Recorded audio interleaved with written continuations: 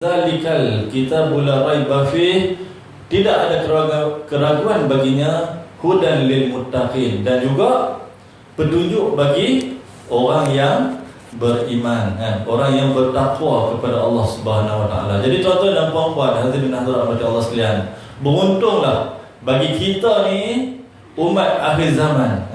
Kita ni masyarakat pada hari ini, kita berpegang teguh kepada kitab suci Al-Quran. Pilah mana pun kita duduk, sentiasalah di dada kita membaca ayat suci Al-Quran. Ambillah masa sekurang-kurangnya 5 minit pun dah cukup dah, untuk kita nak jadikan, mencari satu penawar dalam hati kita, mencari satu penenang dalam jiwa kita, menjadi sesuatu yang memberikan suntikan semangat kepada kita untuk kita meneruskan kehidupan ini. Kenapa tuan-tuan? Kerana kitab suci Al-Quran itu merupakan kitab yang agung, kitab yang diturunkan untuk menjadikan sebagai syifa, iaitu penawar kepada segala penyakit. Tuan-tuan dan puan-puan, hadirin hadirat mati Allah sekalian, dalam kitab suci Al-Quran tuan-tuan, Allah Subhanahu wa taala menceritakan segala sejarah, segala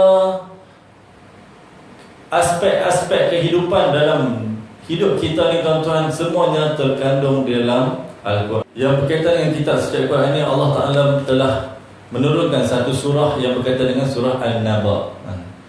Bila sebut surah An-Naba, kita lebih sinonim dengan surah Amma Yatasa'alun, juzuk Amma. Bila sebut surah Naba, lebih kita kenal dengan juzuk Amma. Kenapa?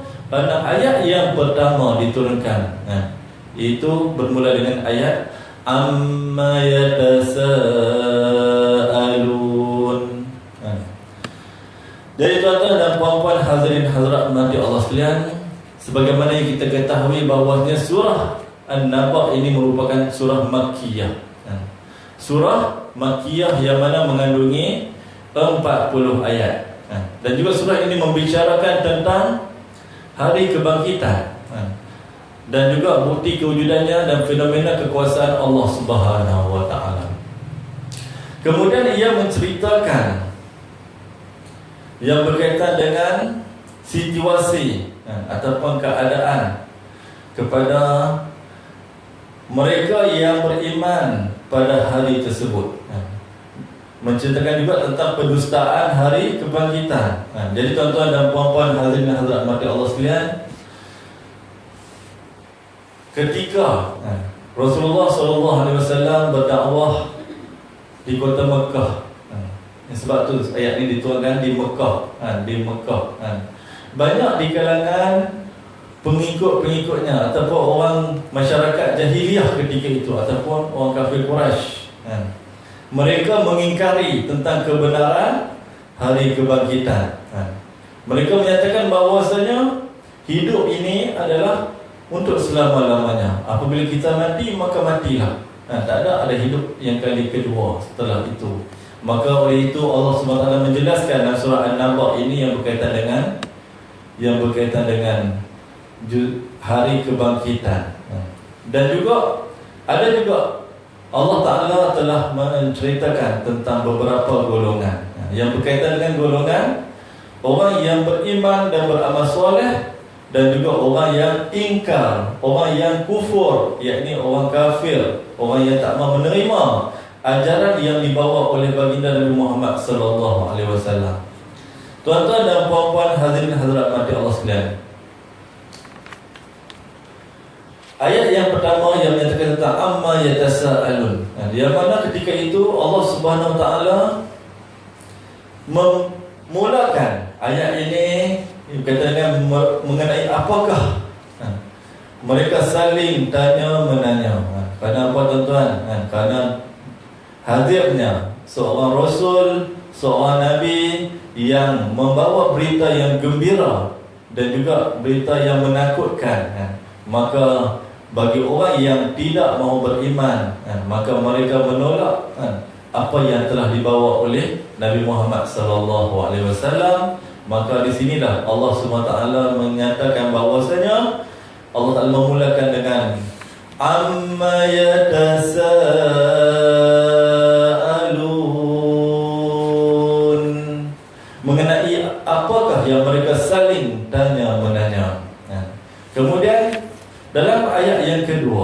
Allah Subhanahu wa taala berfirman, "Anin naba'il azim." Ya, ini yang berkaitan dengan mengenai berita yang agung. Bila sebut berita yang agung, tuan-tuan, makna kata berita yang sangat penting di dalam kehidupan seluruh alam semesta ini. Bukannya hanya yang berkaitan dengan manusia, akan tetapi yang berkaitan dengan berita yang agung yang akan berlaku di atas muka bumi ini, yang berkaitan dengan kehancuran. Ini tentang hari kiamat yang mereka memperselisihkan mengenainya.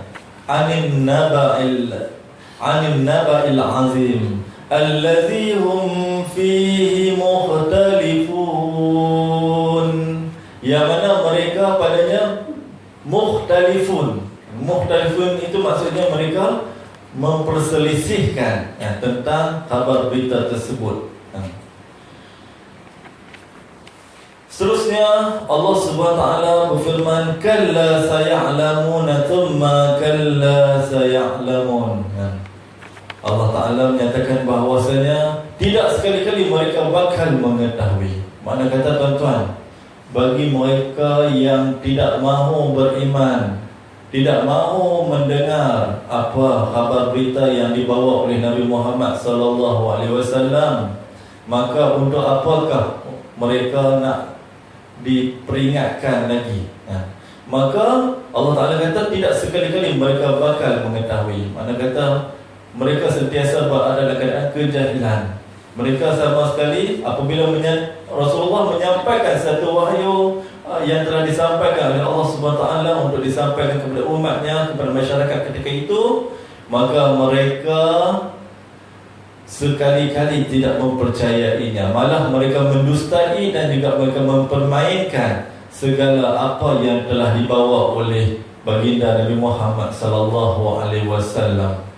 Seterusnya, tuan-tuan dan puan-puan, kemudian tidak sekali-kali mereka bakal mengetahui. Bukannya hanya sekadar mereka tidak ketahui, dan juga Allah Ta'ala tekankan, Allah Ta'ala memberi tauqid ataupun Allah Ta'ala menekankan tentang bahawasanya sekali-kali mereka ni Allah Subhanahu Wa Taala tidak akan memberikan segala kebenaran kepada mereka. Sebab apa? Sebab segala kebenaran yang telah disampaikan sentiasa mereka mencari alasan, mereka sentiasa mencari bukti yang mana untuk nak menafikan apa yang telah disampaikan oleh Rasulullah itu adalah berita yang mana berita yang palsu, berita yang kadang-kadang itu tidak boleh masuk akal. Jadi itulah, tuan-tuan, apabila kita sebut tentang kebesaran Allah, tuan-tuan, maka tuan-tuan itu merupakan salah satu daripada perkara yang wajib kita beriman kepada apa yang telah disampaikan kepada kita ini. Jadi, tuan-tuan dan puan-puan, hadirin hadirat mati Allah sekalian, demikianlah yang berlaku, situasi dan juga kondisi yang berlaku bagi masyarakat Arab jahiliyah suatu ketika dahulu. Kita pada hari ini, tuan-tuan, kita tak lalui dah. Kita dah lahir-lahir saja, semuanya kita ni diazan dan diikhramatkan oleh ibu dan atau bapa kita. Dilahirkan oleh ibu bapa kita, sempurnalah sempurnalah agama Islam ini.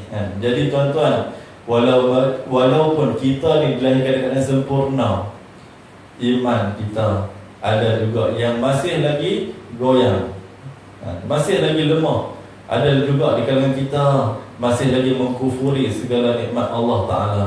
Ada lagi di kalangan kita yang tidak menitik beratkan tentang soal-soal yang berkaitan dengan agama, khususnya yang berkaitan dengan solat, dan juga kita tidak lagi menitik beratkan tentang kepentingan kitab suci Al-Quran. Jadi, tuan-tuan, banyak yang pada hari ini kalau kita pergi, anak-anak muda kita sedih, tuan-tuan, walaupun sekolah menengah, ada juga yang masih lagi tidak dapat membaca Al-Quran. Sedih, tuan-tuan. Siapakah yang perlu dipertanggungjawabkan hari ini? Selain daripada guru-guru di sekolah, ustaz-ustaz di sekolah, yang sebenarnya ibu bapa di rumah juga, tuan-tuan, sangat memainkan peranan penting dalam menitik beratkan tentang Al-Quran. Kenapa, tuan-tuan? Kerana pada hari ini tuan-tuan, banyak masalah sosial, banyak isu-isu yang berkaitan dengan kerosakan akidah bagi remaja-remaja kita pada hari ini tuan-tuan. Cuba tepuk dada, tanya selera. Bila kita lihat tuan-tuan dalam dada-dada akhbar, dalam media-media sosial tuan-tuan, banyak kita lihat tuan-tuan, anak-anak muda kita yang telah pun jauh dengan kehidupan yang digariskan oleh agama kita. Mereka sebab apa tuan-tuan? Sebab tiada lain tidak bukan kerana asas agama. Apabila kita menitik beratkan tentang solat, solat itu sebenarnya dia membimbing, dia mendorong, dia mendisiplinkan kita tuan-tuan. Dia menjadikan kita ni sebagai nak membuktikan adakah kita ni manusia yang taat ke ataupun manusia yang ingkar. Kalau manusia ingkar tu menunjukkan kita ni keras hati lah. Jadi tuan-tuan, bila kita tengok tuan-tuan undang-undang tuan-tuan, bila kita sebut dalam Al-Quran, Allah Ta'ala bagi perintah, menggaris panduan yang perlu kita laksanakan. Yang pertama tuan-tuan, kita perlulah jaga solat, jaga solat. Kerana apa tuan-tuan? Pentingnya solat itu tuan-tuan. Sebagaimana yang saya sebut, banyak tiang agama, tiang konkret, mereka buat menjadi kukuh bangunan tersebut. Demikianlah agama kita tuan-tuan. Bila iman kita kukuh, dengan apa? Dengan kita melaksanakan ketaatan kepada Allah Subhanahu Wa Taala. Yang pertama, tak perlu kita ambil banyak-banyak, kita cuma menitik berat. Selain daripada kita, bila kita menitikkan tentang solat tuan-tuan, kita disiplinkan juga, kita masukkan juga dalam diri kita ni yang berkaitan dengan ilmu Al-Quran. InsyaAllah tuan-tuan, walau di mana saja kita berada, anak-anak kita duduk di mana saja, kita duduk tahu dah dia duduk buat apa waktu ni. Bila azan, tahu dah anak aku duduk kat mana lah. Anak aku dia mesti duduk kat masjid punya waktu ni, mesti duduk dekat surau punya, mesti dia setengah duduk solat. Sebab apa? Sebab kita yakin di atas prinsip-prinsip ataupun bimbingan yang telah kita berikan kepada anak-anak kita tu. Termasuklah diri kita yang perlu menunjukkan contoh role model kepada anak-anak kita. Apabila mereka mau jadi manusia yang taat, remaja-remaja sekarang, mereka mau jadi manusia yang taat kepada Allah, sudah pasti dalam hati mereka, dalam dada mereka dan jiwa mereka sudah pasti dipenuhi dengan kehidupan yang berlandaskan kepada Al-Quran dan juga sunnah Nabi Muhammad SAW. Mereka tidak berpeleseran, mereka tidak berkumpul naik motor ramai-ramai. Tadi saya nak mai ke sini tadi, saya tengok kemat motor banyak, mak rempit. Jadi tuan-tuan, kita pasal lega lapang tuan-tuan. Tapi insya-Allah walaupun kita tahu kadang-kadang tu depa ni mai ke masjid apa semua dengan berpakaian yang kadang-kadang tu pakai seluar jeans, tak pakaian. Tapi tuan-tuan, atas iman yang ada pada depa boleh main masjid pun, itu salah satu daripada benda yang dapat memberi kebanggaan kepada kita tuan-tuan yang sebenarnya. Daripada mereka duduk dekat tembok-tembok, depa duduk dekat tepi-tepi laut, tepi pantai, mereka duduk ni membuang masa begitu saja. Tapi bila mereka datang ramai-ramai, kita tengok, wish, Masya Allah, kita datang ke masjid, kita tengok pun Masya Allah tuan-tuan, kita rasa bangga dan juga kita rasa seronok dengan generasi anak-anak muda yang ada pada hari ini. Tuan-tuan dan puan-puan, hadirin dan hadirat rahmati Allah sekalian, kita sebab itulah dalam ayat ini tuan-tuan, surah yang saya baca, sebab masyarakat jahiliah ketika itu mereka memang lahir dalam keadaan nenek moyang mereka bukan menyambut agama Islam.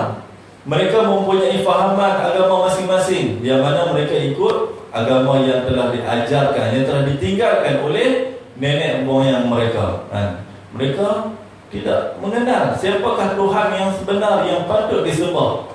Maka disebabkan itulah mereka tuan-tuan, mereka sembah patung, sembah matahari. Bila matahari tenggelam, Mereka sembah bulan. Bila bulan tenggelam, mana Tuhan kita? Oh, bulan tak ada. Mana ini bukan Tuhan kita. Mereka sembah. Mereka ukir patung berhala. Jadi bila mereka ukir patung berhala, mereka sembah. Akhirnya mereka terfikir, sebab apa aku sembah Tuhan aku? Yang mana Tuhan yang aku duk sembah selama ni, aku yang ukir sendiri, aku yang buat dia. Kadang-kadang mereka merayu-rayu. Ada juga kaum umat-umat yang terdahulu, mereka menyembah api. Mereka menyembah api. Jadi itulah tuan-tuan. Sebab apa jadi macam tu? Sebab mereka ketika itu tuan-tuan, masih lagi belum ada lagi petunjuk. Belum ada lagi Nabi yang membawa ataupun menyampaikan risalah kepada mereka.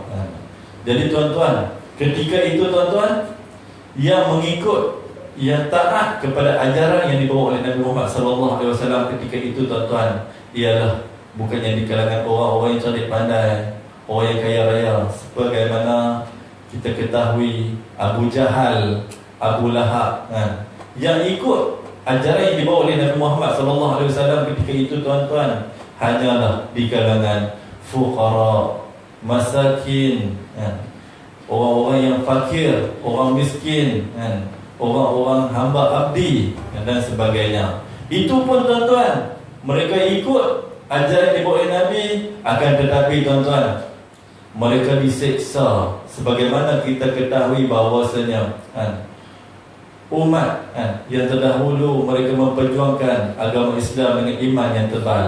Mereka diseksa sebagaimana Bilal bin Rabah. Bila kita sebut Bilal bin Rabah, siapakah Bilal bin Rabah tuan-tuan? Ini Bilal bin Rabah ini adalah seorang hamba abdi tuan-tuan. Hamba abdi yang berkulit hitam. Bila sebut hamba abdi ni, mana kata kalau istilah kita lah ni, orang gaji lah, ataupun lebih hina orang kata macam orang suruhan, orang suruhan. Jadi hamba abdi yang mana tuan dia ni bukannya orang yang beriman, yang ikut ajaran Nabi Muhammad, dia tak ikut, tetapi dia ni atas dasar iman yang Allah Ta'ala memberikan hidayah kepada Bilal bin Rabah. Apabila mendengar bahawasanya Muhammad itu dilahirkan, yang mana yang akan membawa berita yang gembira dan juga membawa risalah daripada Allah Subhanahu Wa Ta'ala, maka walaupun dia tahu Tuhan dia tak bagi dia ikut ajaran Nabi Muhammad ni, maka dia ikut juga. Cara bersembunyi-sembunyi. Seterusnya tuan-tuan, bila ikut cara sembunyi-sembunyi, diketahui oleh tuan dia tuan-tuan, tuan dia tahu, maka Bilal bin Rabah telah diseksa tuan-tuan dengan begitu dahsyatnya tuan-tuan. Adakah kita mampu untuk nak berhadapan dengan ujian sebagaimana sahabat-sahabat yang terdahulu? Mereka diseksa, yang mana Nabi Bilal bin Rabah ni tuan, ketika itu arah jahilah mereka kumpul, mereka ikat Bilal bin Rabah. Ketika itu diletakkan di tempat yang sangat panas terik, yang membara tuan-tuan. Kita cuaca kita pada hari ini pun tuan-tuan agak panas sikit, kira tak boleh nak main masjid lah, kita tak boleh nak main surau lah. Sebab apa? Sebab panas.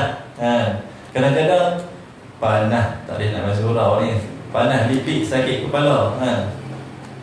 Bilal bin Rabah, ujiannya tuan-tuan, diikat sehingga diseksa tuan-tuan, sehingga dipaksa. Hanya sekadar diseksa, akan tetapi Bilal bin Rabah juga dipaksa oleh Arab Jahiliyah ketika itu tuan-tuan, yang mana mereka sangat marah kepada orang yang mengikut ajaran yang dibawa oleh Nabi Muhammad SAW, iaitu dia diletakkan satu batu yang besar, dah di tengah panas, batu yang sangat besar pula tuan-tuan. Masya Allah tuan-tuan, boleh tahan ke tuan-tuan? Dan juga diikat di tengah panas, dan juga dipaksa, wahai Bilal, nyatakanlah kepada kami bahawasanya engkau ini bukannya pengikut Nabi Muhammad SAW, dan juga engkau nyatakan juga kepada kami bahawasanya ajaran yang dibawa oleh Nabi Muhammad ini adalah ajaran yang tidak benar.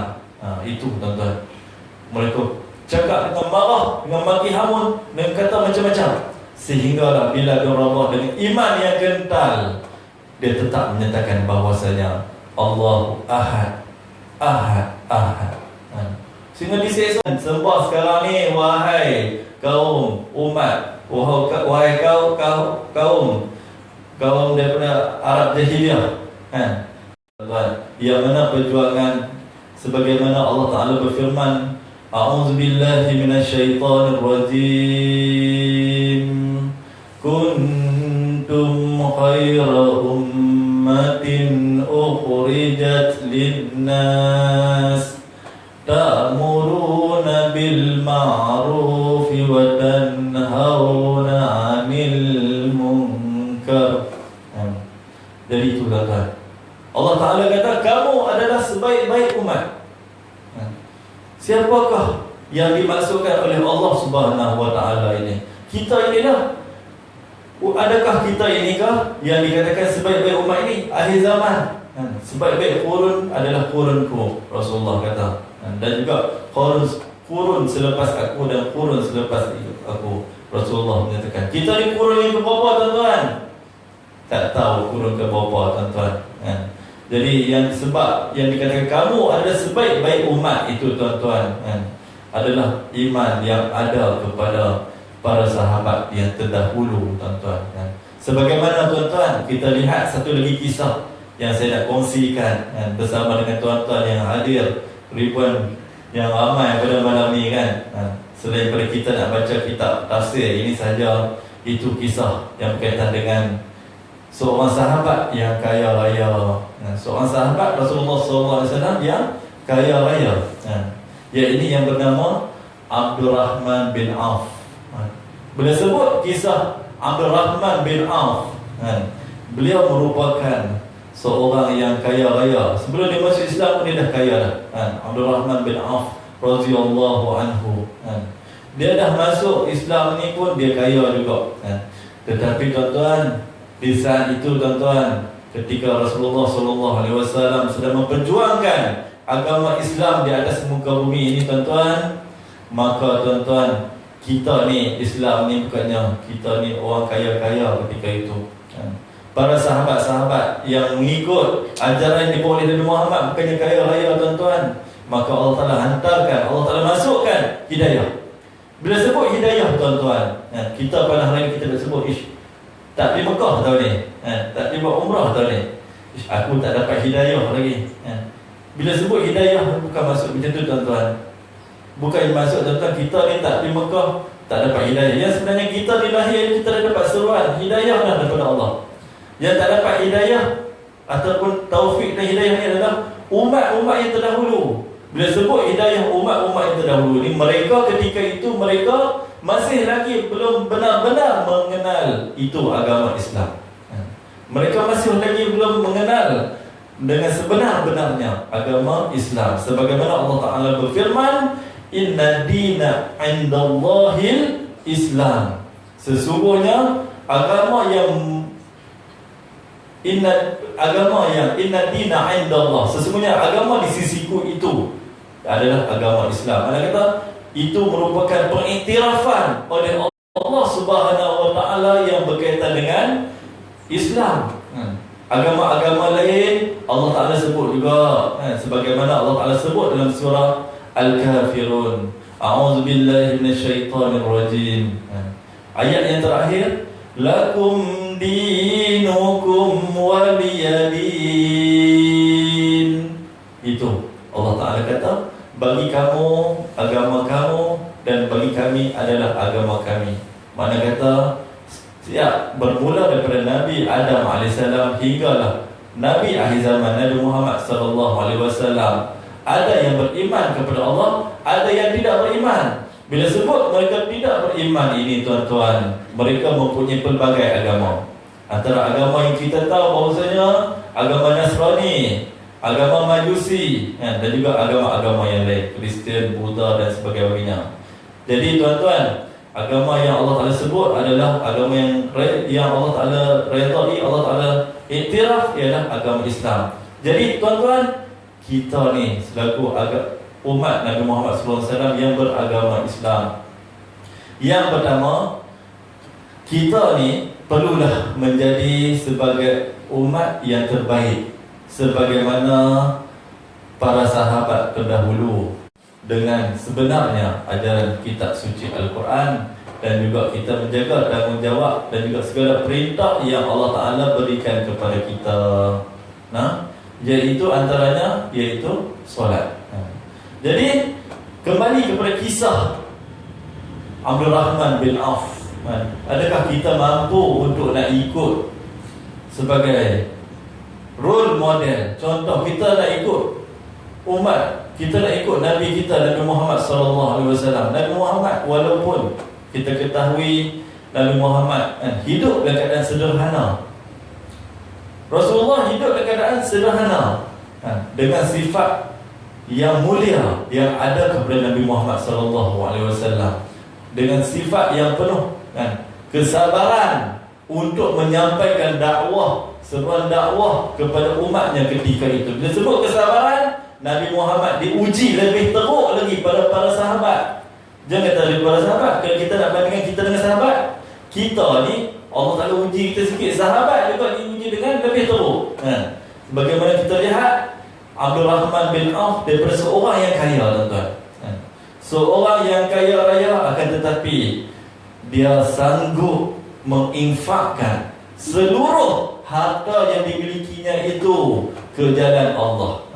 Dia sanggup berkorban, berjihad untuk nak menegakkan bersama-sama dengan baginda Nabi Muhammad SAW, untuk nak menyampaikan, untuk nak memberi kesedaran kepada masyarakat ketika itu supaya hampa mailah masuk Islam. Hampa mailah masuk Islam, hampa ikutlah, amallah cara hidup Islam yang sebenar. Orang Islam adalah agama yang sangat mulia di sisi Allah Subhanahu wa Ta'ala.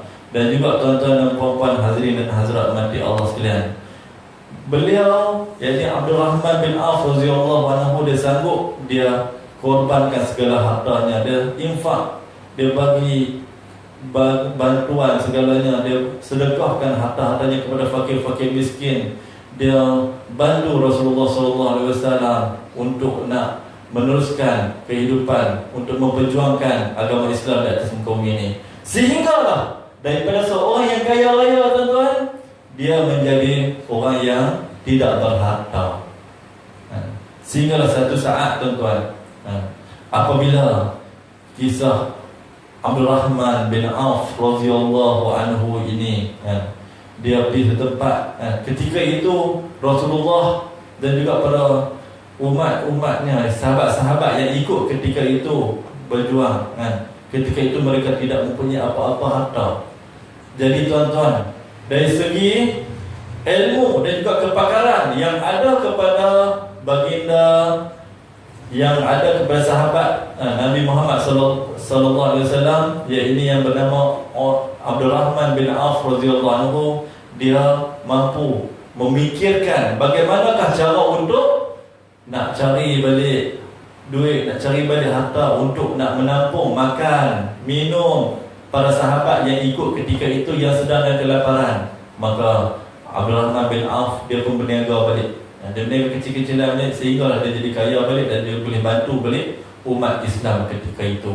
Itu tuan-tuan, kisah yang sangat begitu sebagai perkara yang boleh memberikan motivasi, suntikan semangat kepada kita yang ada pada hari ini.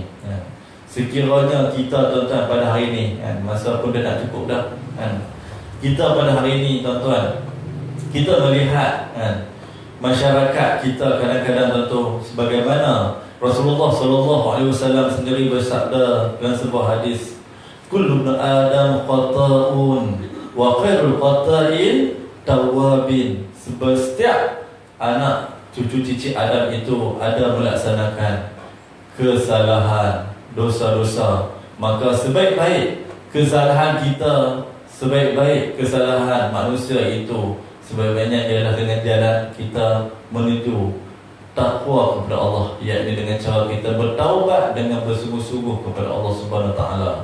Jangan sama sekali, tuan-tuan, kita meremehkan. Di kalangan kawan-kawan kita kadang-kadang tu ada yang backgroundnya yang tak apa nak okey, dia ada masalah ni, masalah tu, dia pernah keluar pada penjara dan sebagainya. Kita telah melabelkan, kita telah memulau dia, kita buang dia. Tak perlu, tuan-tuan. Sebab sallallahu alaihi wasallam yang beragama Islam, hendaklah kita cari jalan untuk nak bantu saudara kita. Hendaklah kita cari jalan untuk nak bantu saudara kita, tuan-tuan. Pada hari ini, tuan-tuan, kalau kita saling nak tuduh menuduh, nak mencari keburukan saudara kita, kita nak mencari segala kekurangan yang ada pada saudara kita, maka kekurangan dan keburukan itulah yang kita nampak. Maka Islam akan semakin lama semakin mundur dalam kehidupan ini.